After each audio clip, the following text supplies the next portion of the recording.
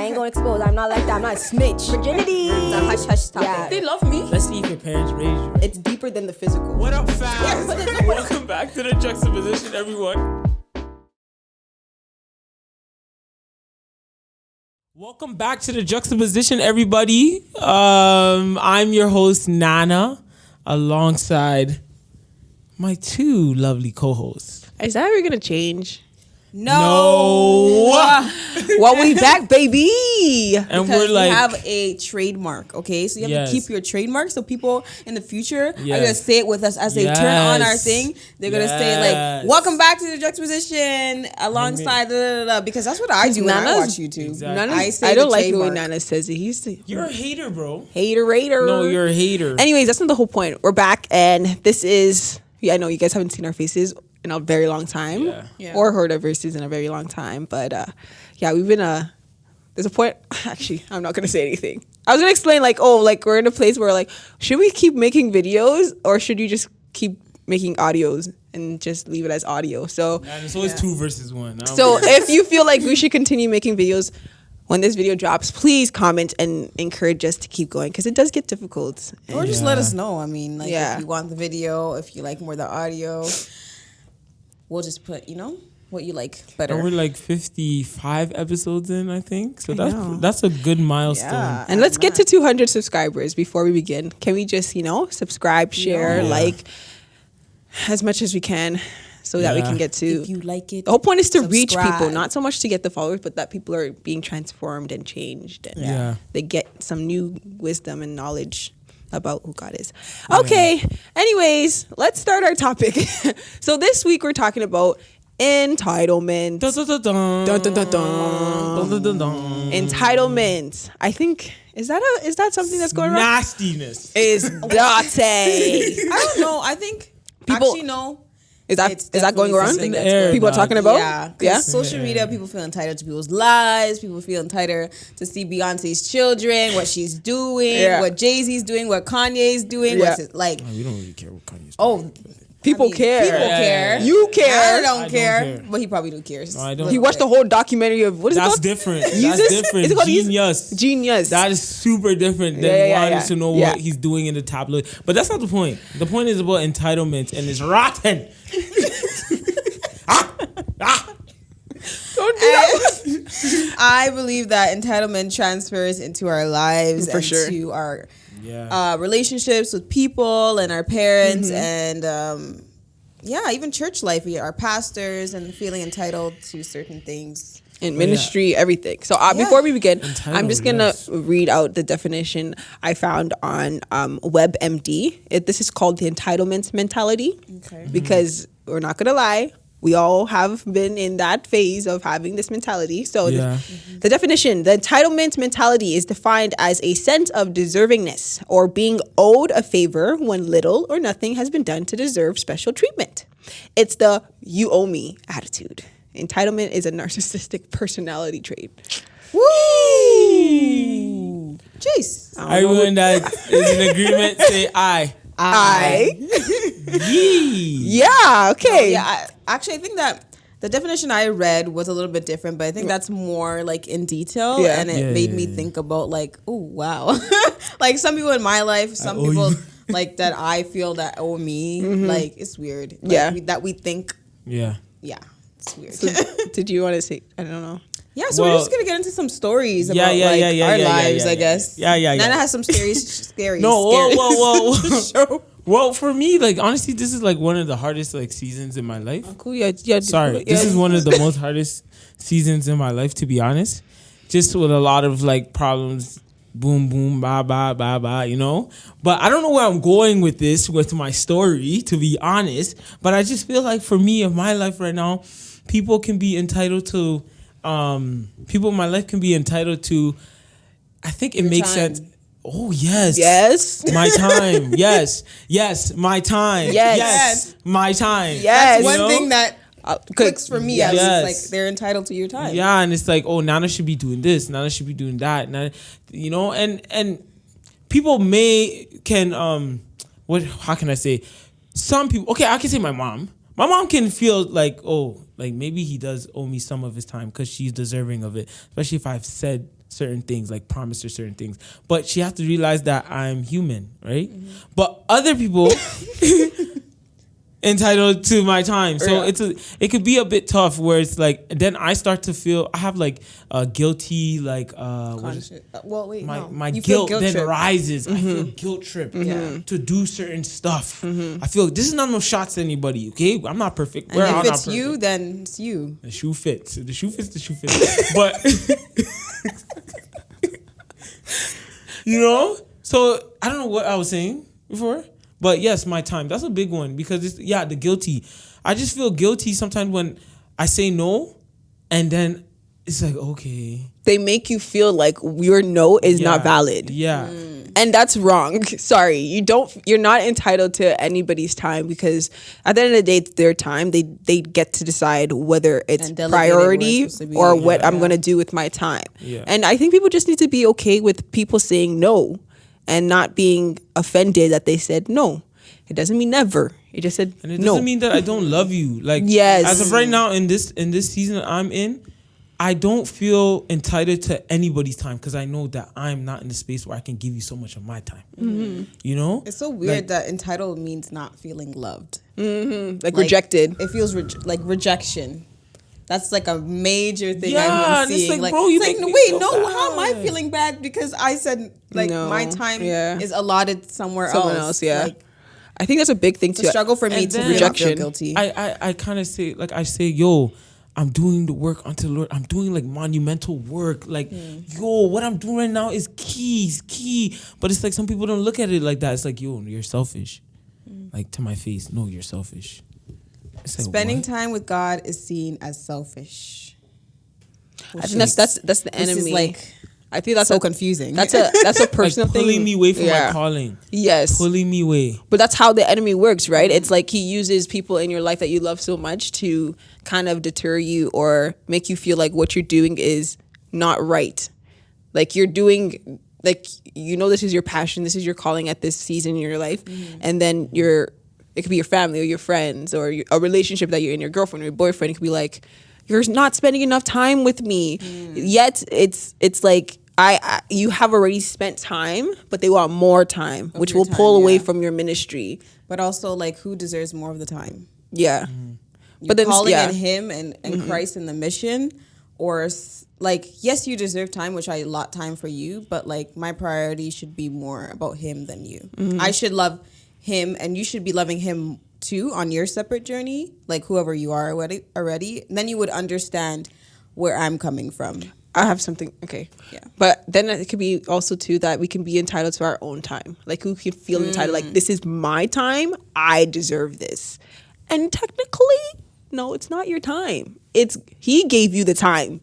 He gave you this life. He gave you this moment to be like, let me do this, right? And so it could go both ways where we have to understand nothing is ours. We don't deserve anything. We have just been given the ability to do the things that we've been able to do through grace, right? And if we forget that, that's when everybody in this world begins to feel entitled. For example, Ukraine and Russia, aka Russia feels entitled, like, I have the power, I have the ability, I'm going to run through and get this country that I want.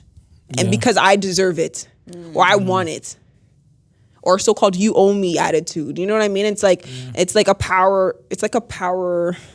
It's a power dynamic. Power shift. Wanting power. Right? Entitlement is like a power thing. I want. I deserve this.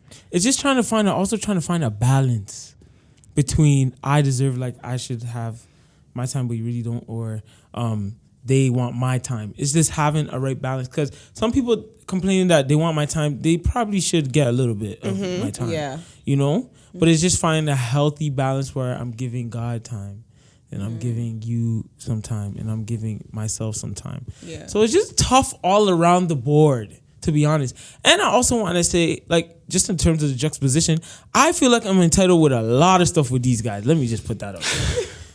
I feel like, Bernice is going to like do something monumental or something. How come she didn't tell me? Yeah. How come Janet didn't tell me that she's feeling some way about this class? How come she didn't call me and say this, that? With these guys, it's like, and I don't really tell them a lot, but it's like, when I'm talking to myself, I'm internalizing. It's like, yo, Nana, you don't have to be entitled. It's like, bro, calm yourself. Yeah. You know, when it comes to like the podcast and just dealing with the nature of these two, you know, and I really feel like that where I have to just stop myself and really just like come out of that mindset of I feel like I'm entitled to stuff like that. Sorry.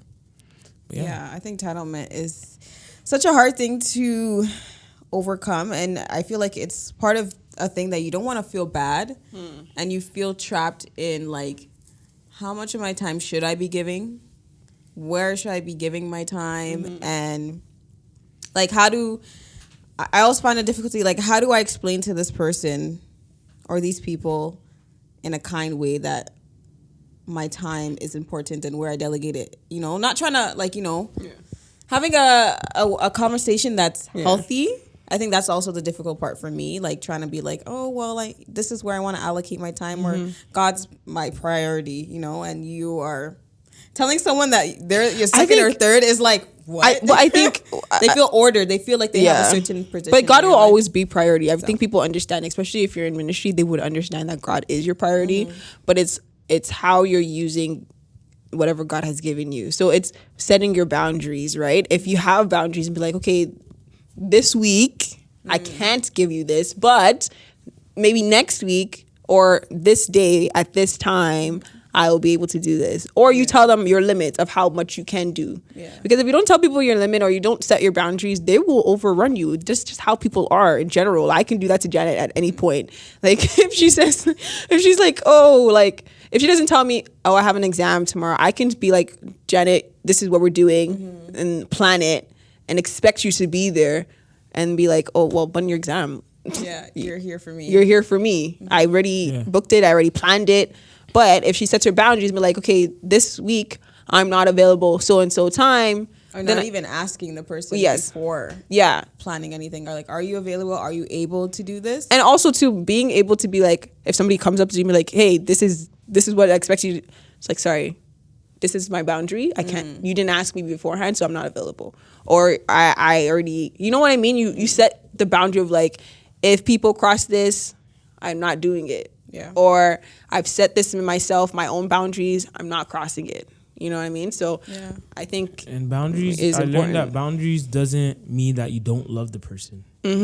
Like, you know, it's wanting to keep that person in your life. So that's why you create being the boundary. intentional with your time. Yeah. If you don't create the boundary, you're probably saying like, yo, man, the resentment starts to come when you allow the person to just keep on, and the frustration builds and stuff like that. So boundaries, it doesn't mean that you don't love. You're trying to keep that person in your life, and that's what I learned from Dr. Deers. So let me not try to act like that was my point, but no, it's so real because it's like sometimes like, you know, I feel bad a lot of times. Yeah, the guilty of like saying, oh, I'm sorry, I can't do this, and you start to overthink. People like, pleasing. People pleasing turns into people pleasing, and then so everything after that is like, okay, I have to say yes because last time, remember, I didn't say it, so now I have to do it. It's like now it's not coming out of a place where you genuinely want to do it. You're doing it because you feel guilty, and it's not gonna feel good because you're gonna get frustrated, especially if you have something else that you really wanted to do, and now it feels like a burden to help this person or to spend time with this person because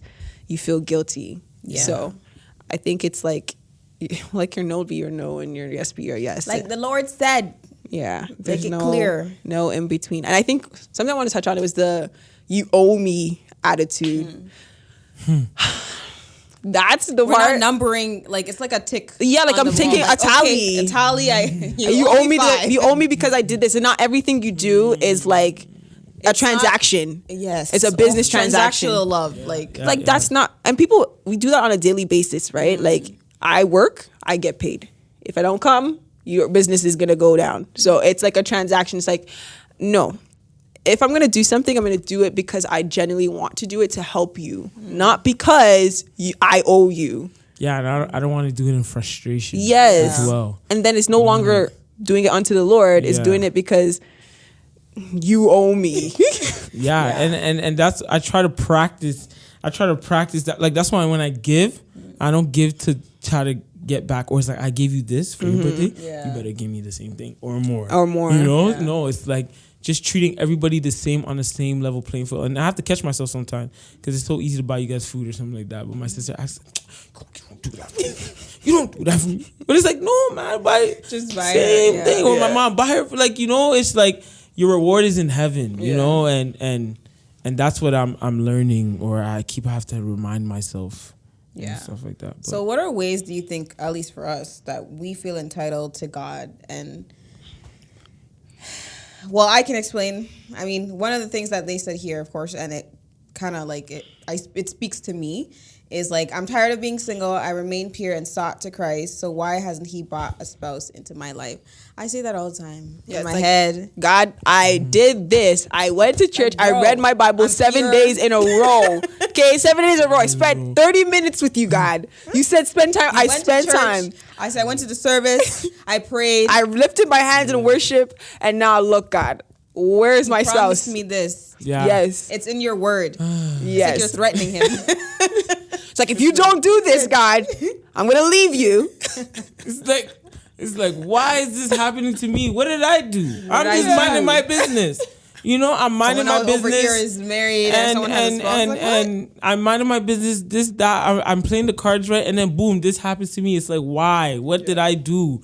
Like, I know what I'm doing. I'm in my calling. Yeah. I've done everything that you told me to do. You told me to listen. I am listening, and now it's your turn to show up. For me, when I get into a rut like that, it's just about having perspective. Because it's so easy to be like, wow, you're dissing me like this, you're burning me like this. No, let me change the perspective. Because what I found with perspective, in the worldly way, there's like 2 viewpoints with perspective in the worldly way. And I can be off. But there's like 2 in my head, there's like 2. But when it comes to faith-based, there's like 10, 20, 100. So there's no way you could tell me your perspective is going to be my perspective. There's no way, because when I sit down with people and they're giving me their perspective, I say, no.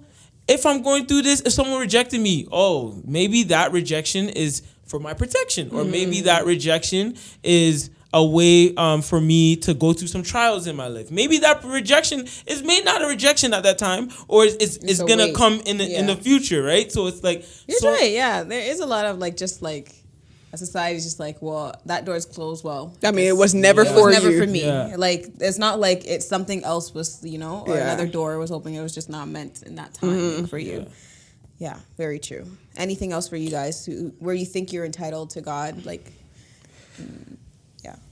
entitled to God. I think it's like honor and praise from other people. Like, God will bless me because I was reading something and talking about how the Pharisees and how they were so religious. Like, they did certain things because they expected certain things to come to them.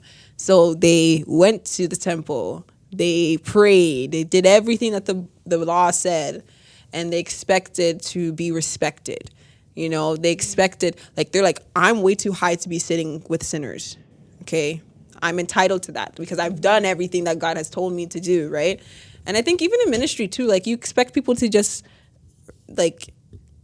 respect you because you're in ministry. You expect people to how do I explain it?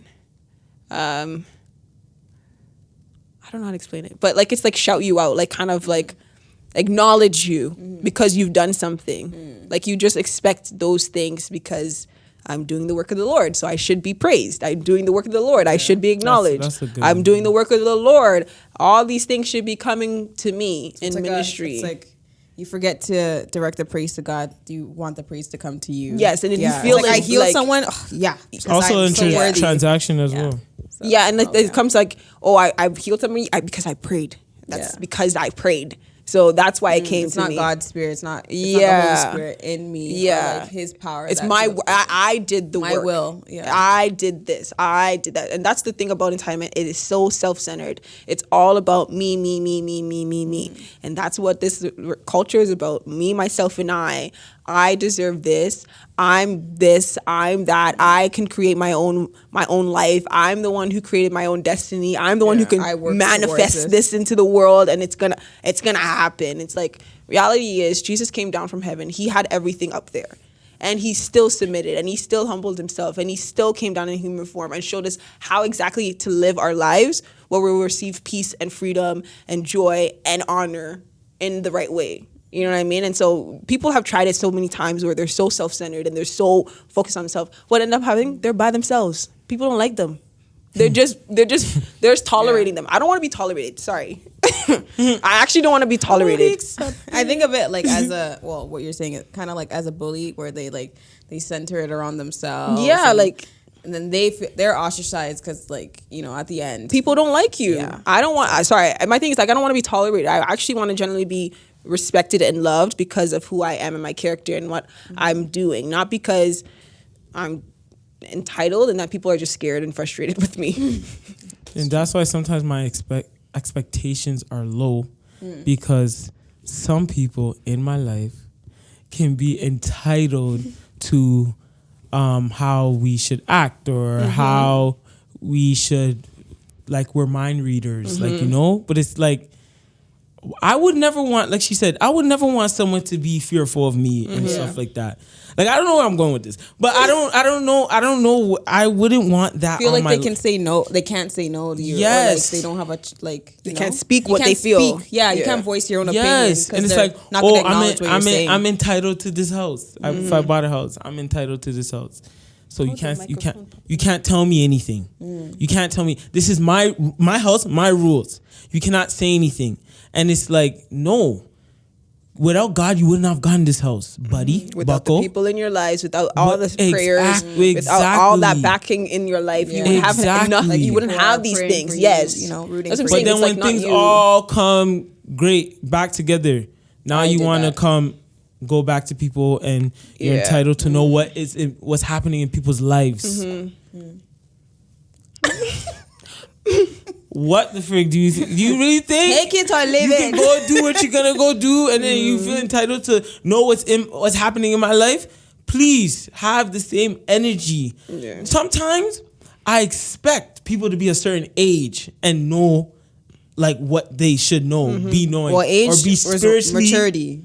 Be spiritually aware, you know. But then when I see that, it's like, yo, I have to believe what I have to believe. In this moment, I'm going to pray for you, but my expectations is going to be lower, and I shouldn't be entitled to sometimes I'm entitled to, like, God, like, come on, bruh. Like, come on. This person, you should be, come on. He should be knowing you. Yeah. He should be knowing you. He should be For how long? How long has it been years? Come on. Like, it's like I feel a sense of failure. Like, bruh, are you serious? Like, bruh, are you serious? Like, no, real talk. Like, are you serious right now? But then it's like the same, God could be looking at you. Then that's like, the expectation of God saying, like, you should be working in his life for a long time. Yeah, like, but you're not. It's an expectation. So then you also feel like, right? Yeah. I think something that I've listened to Pastor Darius, he said, like, don't change your, like, expectations until you see fruit in that person's life. That's when your expectations can begin to change. But if you don't see fruit, just stay where it is. At level one, pray for them. He said, pray for the potential. Pray that they continue to grow in whatever they're growing, but just don't have the expectation of that they should be here because they have been in this so amount of time as a Christian, or because they're this certain age, or because they've been in ministry, or because they have somebody in their life that is a true Christian. People, I'm sorry. They can do the part. And you can do the walk, do the talk, be at church. Yeah, but it doesn't mean their heart and their mind has all changed. Yes. Yeah. So it's about, it's like getting baptized. You can do that and show it publicly to everyone, but it doesn't mean you've changed inside and your attitudes have changed, right? So it's like, give God your habits. Sorry, I just like, give God your habits, and then he'll change your life or something like that. Yeah. And it's also like the expectation of, okay, if you don't say anything, if you're not talking about your life, how are you gonna like come back and try to ask about, like, what's happening in my life? Feel entitled? No, we're not doing that. Yeah. But then when I feel like that, I don't want to, like, begin to start, like, getting, like, resentment and bitterness. Yeah. Like, you know. So it's just a balance that I think that's when it comes down to humility and actually seeking God genuinely to change those people's hearts. And like, I think how do you deal with people who are entitled? How do you deal with yourself that feels entitled? Like, what are some things that you can do? I think we said boundaries. We said let my yes be a yes and my no be a no. Stand on what you stand on. And expectations of those people, like, just wait until they bear fruit that changes, and so that your expectation, you're not always being, you're not always feeling like it's never gonna change, right? And I don't want to feel like that because God has did His work on me. God has it, and it was patient on me, but sometimes, like, bruh, it's gonna happen. Everybody in your life telling you this stuff, and you're still undisputed champion. It's still gonna. That's how God sees you. Yeah, that's what I'm saying. It's like he's like always going back and forth. You keep doing this too. So how are you gonna say that different ways? Exactly. You just do it in different ways. You think you're better, because you saved me, and people are saying they're encouraging me and saying you're doing well. But it's like, well. That's the thing. It's like we still have so much more to grow. So every time we feel like we've reached the peak, it's like we haven't reached the peak. And that's where entitlement comes, because you're like, oh, I'm better than that person because I remember where I was. Yeah. And then so you start to level up, and that's when entitlement comes. So it's very easy to get sucked into this entitlement mentality and feeling like I deserve this or people should know how to do this. So it's just about humility. I would say the one thing how to deal with entitlement is humility. Literally just humble yourself. Go back to where you were before and see how far God has brought you. Then you will definitely be on your knees praising God. Because I know for myself, I'm a hot mess. And I can feel very prideful in certain ways because I'm like, oh, my friends, those guys were doing foolishness. Like I didn't even do nothing. Here. I was clean. I was pure. But was I really clean? My thoughts were probably not clean. Yeah, I didn't do the act or anything like that. Or I didn't go to a party. Yeah, I didn't get drunk. But you already said the act is enough. Like my thoughts, you already committed. I didn't hold those thoughts captive, right? And so there's a lot of things that we have done where we didn't physically do it, but in our minds, it was much. I done both worse, of them, so, right? You know what I mean? So for me, it's humility, like literally going to God and just saying thank you, heart of gratitude. That's it. I would say, well, these are the three that I found that I think also definitely relate to me. But first, they were saying how to overcome entitlement is diagnose your heart. So say, in what areas of my life am I discontent? Where am I feeling disappointed right now? Where do I think I need and what do I think in order to live an abundant life? And how am I comparing my life to someone else? So those are the questions you could ask yourself. 2, remember your God. So remember where what he's done for you, and remember that he's the top and he's the priority, right? And if we mirror his character, as number 3 says, imitate your savior, right? So if you want to imitate him, you're going to follow his character. You're going to be humble, as she says. You're going to be patient with people. You're not going to want to feel like you're entitled to power over them, right? He's only entitled to power over their lives. You are not. So you have to take day by day in patience and taking your thoughts captive and rethinking it before you even say something, because that's something I'm definitely working on. I think we were talking about it in small group. Like, one of the girls was like, take your thoughts captive, but don't just say like captive, like take it and then go to the Bible and have a scripture to just actually like fight back with it. Because people will just be like, oh, I have this thought, push it away. But it's like, no, you have to take the thought captive, but also use scripture that's backing it. So, yeah. That's pretty much it. Guys, this was a great conversation. I know, Nana got a lot off his chest. Yeah. Honestly, it's good. I did, but I could have went deeper. No, it's so honestly, I mean, yeah. There's obviously levels to how much you want to share, and you deal with it in the background. You can't just say everything, but I think it's nice that we share certain things. Because you guys got to know a little bit about us. So. Yeah. But once again, subscribe. Thank you guys. Thank you guys. Thank you guys for always sticking with us and watching us and listening to us and just being patient with us when we're MIA and inconsistent. We will be consistent. It's just life gets to us, and so. Yeah. But anyways, if you love this episode, you know what you got to do. Other than that, we'll see you guys next week, and we'll be back same time. We're out. Bye.